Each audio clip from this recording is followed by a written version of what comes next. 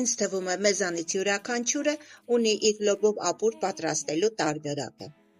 Լոբին լվանալուց հետո դնում ենք կրակին եփվելու,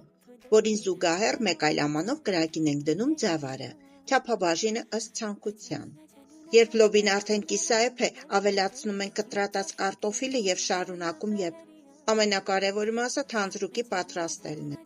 Թավայի մեջ տապակում ենք սոխը, ավելացնում ենք սխտոր և պարտադիր մանր կտրատած ընկույզ։ Ընկույզը տապակելիս յուղն ու համը ավելի լավ է բացվում։ Տապակած սոխին ավելացնում ենք 1 քթալ ալյուր, բոված ալյուրը թե թանձրություն է հաղորդում, թե շատ հետաքրքիր համ։